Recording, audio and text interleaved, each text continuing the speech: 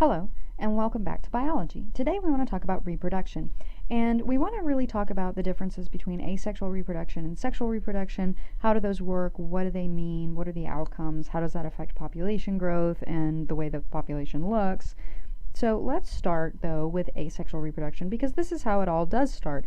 Originally, right, for the first 2 billion years, everybody is reproducing asexually, which means that they are cloning themselves. About 2 billion years ago, sexual reproduction evolves, and we'll talk about that in a second. But there are some real advantages to asexually reproducing, and the first one is that it is one parent. It's quick, it's easy, you don't have to find a mate, you don't have to go through any courtship rituals, you don't have to do any of that. That means that you can increase your numbers really quickly. Okay? It is very favorable in a stable environment because you are creating, right, you're reproducing these copies of something that is already really successful. Now, having said that, this can also be a disadvantage. What if it's not a stable environment? And so your identical offspring doesn't allow for any sort of adaptation to these new changes unless you have a mutation, which means that evolution is very slow, there's less diversity, and there's a higher threat of extinction. Okay, and that can be a real problem. So, how do we sexually or asexually reproduce? The first way we're going to talk about is fission. This is where you simply divide into two new organisms. So you kind of split right down the middle and get two new guys. This is all done through mitosis, which we've talked about before, which is just straight up reproducing the cell itself. Okay. Now, you can also start small and grow to adult size, and that is an offshoot of the adult, which is called a bud. Or you can have a little gemule that is a bud that detaches and goes away someplace else. Yeah? Now, there's another way, and that is fragmentation. Now, keep in mind that fragmentation is really about regeneration of body parts. However, you can get whole new individuals. This is the arm of a starfish, and the regenerative area was still attached to this arm. If you cut the arm over here, you're not going to get a new starfish, but because it's so close to the main body, it will actually grow a whole new starfish, which is reproduction. Yeah. Okay, now, the other thing we want to talk about in terms of asexual is parthenogenesis. And parthenogenesis involves the production of eggs. It's just that the eggs are not combinations of male and females. Okay, so essentially you have a female that clones herself in a diploid egg, which then develops just as a fertilized egg would, and so it's born, or the eggs are laid, or whatever, and so it looks like sexual reproduction, but it isn't. It's just a clone. All right, now sexual reproduction. This is what really kicks off all of the variety that you see today, because that's one of the big things about sexual reproduction is the variety. But first we need to ask ourselves, how do we get these special sex cells, these gametes, the egg and the sperm? They're clearly not made through mitosis, because in the end you end up with a haploid cell, and so they have a little bit of a different process. So what you're looking at here are the chromosomes, right? They're fluorescing, so you can see them, and you can see that you get all of these new cells, and this is actually the production of an egg, and we'll talk about that in just a second. But you can see the chromatin and how it's condensing into the chromosomes and all that good stuff. So meiosis comes in two phases. It looks a lot like mitosis, and remember I showed you a slide in the mitosis notes that compared mitosis and meiosis. You should go back and look at that. But basically you have meiosis 1, where you're separating the homologs, and then you have meiosis 2. So in meiosis 1, you've got the same thing. In the S phase, which was not part of meiosis, it was part of interphase, you had the synthesis of the DNA. So now we have two copies of all of the chromosomes, okay? And so, interesting thing happens though. The homologs, the chromosomes that match, get together here, and we're going to talk about that in just a second. So there's something special that happens in prophase 1. Now, metaphase, anaphase, and telophase are going to work very much like they do in mitosis. Okay, so same thing, we're lining up in the middle. Anaphase, we're pulling apart.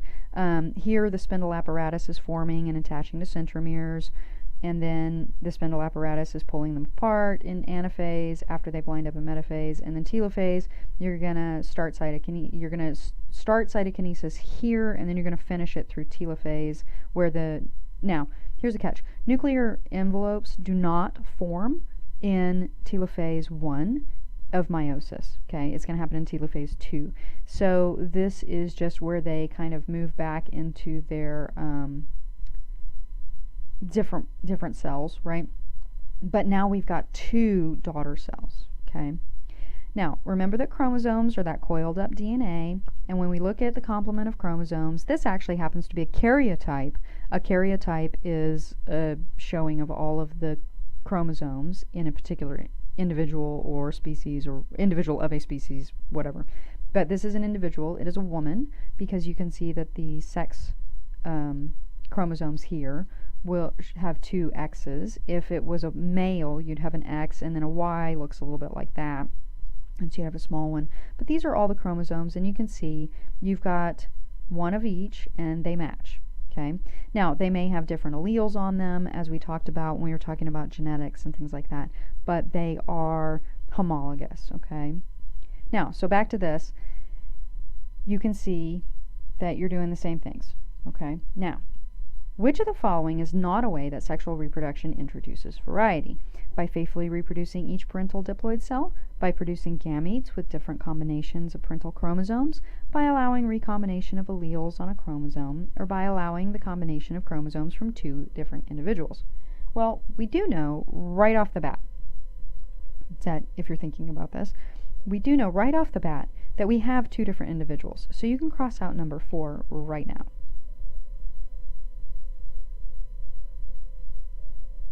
Okay, well, let's look at number 1. By faithfully reproducing each parental diploid cell. Well, that doesn't sound right. That sounds just like mitosis, and in fact it is. 1 is the answer. This does not introduce variety. If you reproduce exactly the cell you had before, that is asexual reproduction. Now, by producing gametes with different combinations of parental chromosomes, we know that each chromosome has an equal chance of ending up in the egg or the sperm. And what that means is that each egg may have a different variety, right, of the chromosomes than the mother does. Even though they're all her chromosomes, they may not be in the same configuration, the same set, right? And so you get variety there. And then the allowing of recombination of alleles on a chromosome, that sounds crazy.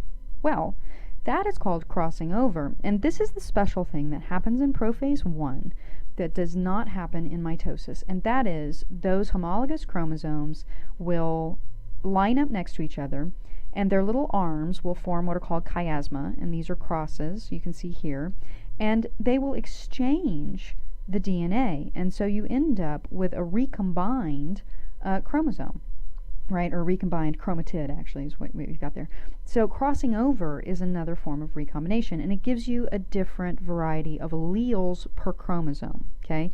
So the gametes and those chances of the chromatid ending up in a gamete, that is one version of jumbling up the genes. But this is where you actually jumble up the genes on the chromosome itself, okay? And so it works a little bit like this. Let's say that we have a recessive set here, right? This is mom's, okay, and this is her diploid cell, so she's heterozygous for gene A, B, and C. Well, her DNA, right, her chromosomes are going to be synthesized, copied, and so she's going to now have 2 because she's going to start meiosis. In prophase 1, we form this little chiasma. There's the crossing over that occurs, and now, after we've got that, we now have these recombined chromosomes. So instead of having this chromatid that was originally ABC, you now have AB recessive, C dominant, and the opposite here because they've switched. And so this gives a little bit more variety.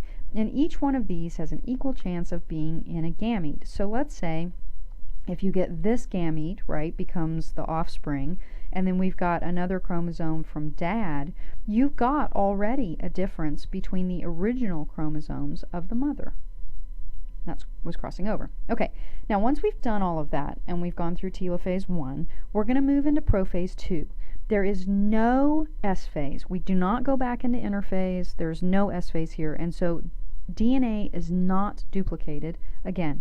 So when we go through this process, okay, we're going to have same thing, metaphase, they're going to line up. So here we're attaching the spindle apparatus to the centromeres. They're going to line up in the middle, but in this case, you have, instead of having the centromeres, one spindle apparatus attached to it, you're going to have two. Because what we're going to do is, instead of pulling a whole set over to each side, we're going to pull half, right? And so when anaphase 2 happens, it's going to split those homologous, right, or not homologous, but the sister chromatids from each other, and it's going to pull them away. Then cytokinesis is going to begin at the end of anaphase. Then in telophase, the DNA is going to decondense, the nuclear envelope is going to reform, and now you have 4 little haploid cells, okay? Now, here's the cool thing about this. Each of these may be slightly different than the original parent, okay? If you are making sperm, you will get 4 haploid cells, the sperm. So every meiosis event produces 4 sperm in males. In females, you will get 1 egg. One of these, right, one of these little guys will become the egg, and the other 4 become what are called polar bodies. So all of the stuff in the cell ends up going into one of these. These become polar bodies that act like little nursery cells. But let's say that you get this one as the egg. Well, now you've got either one of these is going to be exactly the same as mom for these chromosomes. But these two, if one of these becomes the egg, then you have a different version than mom. And that's pretty cool. So meiosis produces 4 sperm or 1 egg, depending on if you're male or female. Okay. So the first one we separate homologous chromosomes. In the second one we separate sister chromatids. Okay, and then this is just the whole process, and you can see what's happening in each phase. Okay, and then of course here are the sperm. You can see, right, lots of them, and you need to have lots of them, so producing 4 to every 1 stem cell, right, is great. The egg, you're only going to need 1 of those at a time, and so it works out well that only 1 of those is produced. So what are the benefits and costs of sexual reproduction? Well, the benefits are all of that recombination, right? So you have that genetic variation. This can provide protection against disease, against changing habitats, different habitats, whatever. Now, there's some disadvantages. There's the, quote, cost of males is what it's called, and this is a cost for everybody.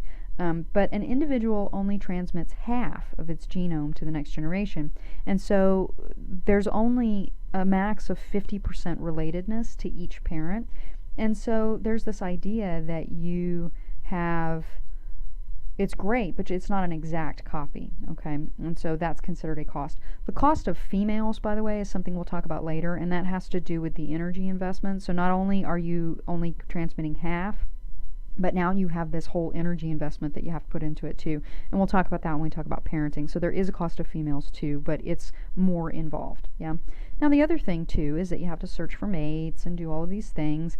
And so the growth rate of the population is actually slower than it is with asexual reproduction, but you have to balance that. Do you want lots of individuals that are not very flexible in terms of their adaptations to things, or they're also susceptible to the same things, or do you want a smaller population that can withstand changes or diseases or things like that? So now when we actually fertilize the egg, the sperm enters the egg and the nuclei fuse together. You can see that the sperm's entered here, and there's some really cool enzymes in the head of the sperm that actually, when they hit the membrane, they'll eat through the membrane. There's this like jelly coating around the egg. They'll go through that, then they'll eat through the membrane, okay? And then the plasma membrane of the sperm and the plasma membrane of the egg will fuse. It'll send through its nuclear component, right, the DNA. They'll fuse, and they'll make a whole diploid cell. This is the fertilized egg. Then it will begin dividing, and it'll divide and divide and divide. And that's, the first stage is the 4-cell stage. So you go 2 and 4 and 8 and so on. But then interesting things starts to happen. You start to have this cavity form in the center, and so you get rings of cells that are on the outside, and then you have this cavity on the inside. And it's called a blastocele, right? And this phase is the blastula, and this is very interesting because it's still in this plasma membrane thing, egg casing. It's got like a little casing around it, a membrane. And you can't really see it, but right after this, it's actually going to hatch through there, and a process called gastrulation is going to occur, and we'll actually look at a video that shows gastrulation. But here you can see in mammals, you just have the division of eggs, right? Here's the blastocyst, right? So this egg is actually the blastocyst. Then you have this cavity. And then here are frogs, and you can see they're dividing too, but they actually are going to have a little yolk action. And then birds and fish also, you can see that the individual is forming here, right? And you've got this little blastoderm sitting on the yolk, okay? And these are just some differences in that first original phase. This is called cleavage, by the way. When you start having that fertilized egg split, right, divide, that's cleavage, okay? And then, of course, your egg and the sperm make this fertilized egg. It is a stem cell, right? And after really multiple cell divisions, it is going to specialize into one of the cells that will make up the multicellular organism. That's very cool, okay? Now, let's talk a little bit about the sex cells. You've got this XY system. The male in the XY system actually determines the sex of the offspring, and there are other systems, right, that determine sex. Birds have a ZW system, for instance. Fruit flies have like an X0, right, kind of situation. So there's all kinds of other things, but we're going to focus on XY because that's what mammals are, that's what we are. So females carry 2 X chromosomes, males only have 1. And so that is problematic because if you have 2 X's, right, then you're going to have twice as many products from each of these genes, because each of these genes is going to be transcribed and translated into proteins, and so the number of genes that you have is then going to be equivalent to the number of products you have. And so either one of two things happen. Males don't produce enough of the X, right, whatever's produced on the X chromosome, or females produce twice as much. Either of those things is bad. So everybody has to just have 1 X chromosome.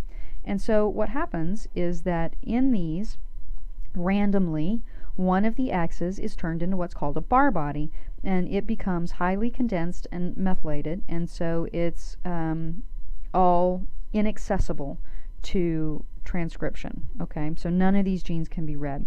But what that means is that you have some random assortment of which X is actually the one that got, inactivated, this X inactivation, okay? And so here, right, you can see the results of that. This patch arises from a cell where the black, right, X was inactivated. This one, the orange X was inactivated, right? This one, the pigment X was inactivated, okay? And so you can see that in calico cats, for instance, color is affected by the X chromosome. Now, this is only going to affect genes that are on the 23rd pair, at least in humans, 23rd. It's not 23rd in everybody, but that are on those sex chromosomes. All of the rest of the chromosomes, the autosomal chromosomes, are going to be normal. It's only, right, only in this case. Okay. And then you can tell how early it is during development by the size of the patches. This is really early, this is later, okay? And this is really late. Okay, and then this is really, really early, and you have this very interesting thing where you have this is called a chimera, and you have a little split right down the middle. This one ended up with certain genes, and this one ended up with other genes being inactivated. Okay, the last situation we want to talk about is hermaphrodites. These are individuals that produce both eggs and sperm, okay? And sometimes it's sequential, sometimes it's going to be simultaneous. Essentially, if you have a change, and there are various animals that can do this. They'll be males for a while and then females, or they're all females, and they'll turn. Some of them will turn into males during mating season. If they're female first, they're protogynous. If they're male first, they're protandrous. And then again, some of them have both of them at the same time. These little sea slugs, they have both at the same time, and so they actually go through this little war to see who's going to be the male and who's going to be the female at any mating. And obviously it's better to be the male, because you have less investment. So I think it's good to be a female personally, but if you're a sea slug, it's better to be a male. Okay, and then just last thing, hybrids or not, are all eggs and sperm compatible? No, and that's because they have different chromosome numbers, right? Chimpanzees have 48, humans have 46. We're not going to have a humanzee, okay? Camels have 70, that's right out, okay? Mosquitoes only have 6. Soybean have 40, so that's pretty complicated, right? More than alligators. We've noticed that the number of chromosomes doesn't actually have a whole lot to do with the, quote, complexity of the organism, or that it's evolved later or anything else, and so just a side note there. Here's your question. If the liver cells of an animal have 90 chromosomes, then the sperm cells would have how many chromosomes? Twice the diploid number, half the haploid number, 180, 90, or 45? Well, twice the diploid number would be 180. That's right out. Half the haploid number would be 22.5, and you can't really have a 0.5 chromosome, so that's right out. 90 is what we already have. This would be the diploid cell. That would be 2N. And 45 is the haploid. That would be N, right? So haploid is always N. It can be odd or even. The diploid cell will always be an even number because it is 2N. Okay. And then the last thing, if you remember, we talked about post-zygotic barriers to reproduction. This is one of the major reasons that all of these things happen, is because of chromosome number. Remember, plants are pretty tolerant of this, animals are not. Okay, that is it for this conversation. If you have any questions, please let me know in class, and thanks for listening. I'll see you next time.